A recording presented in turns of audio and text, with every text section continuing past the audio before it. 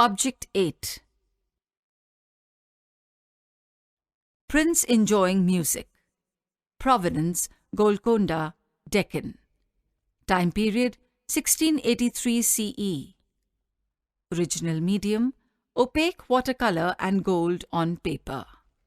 This miniature is from the Deccani school, whose most ardent patron was the polymath ruler Ibrahim Adil Shah II.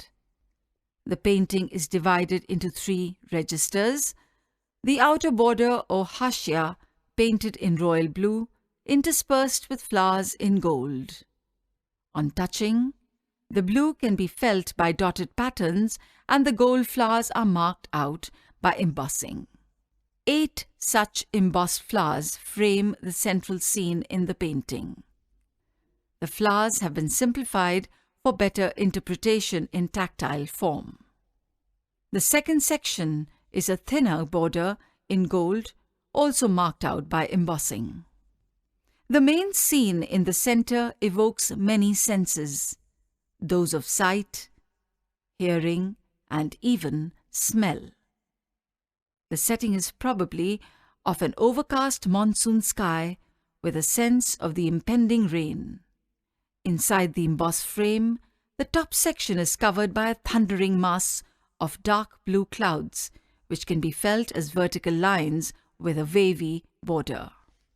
Seated in this environment are 2 figures engaged in the pleasures of a so-called lazy evening.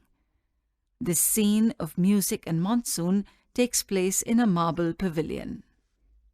On the left, there is a figure of a prince. He sits on a heavily decorated carpet and wears a printed turban and a fuchsia jama covered with floral motifs. You can feel the prints and the design on the jama and turbans by touching a textured pattern. The decorated carpet is shown with the embossed square border around the lower body of the prince. He is holding the flower in his left hand close to his nose to take in the perfume of a flower. You can feel a dagger placed next to him close to his folded legs. Other sign of a luxurious pastime, like a pan container, which is marked out by a wide-based bowl, is also placed on the carpet near him. To the viewer's right sits the dainty female musician. She is depicted smaller in size to emphasize the hierarchy between the figures. Scaling was a method employed frequently in all forms of plastic arts in India to indicate social positioning.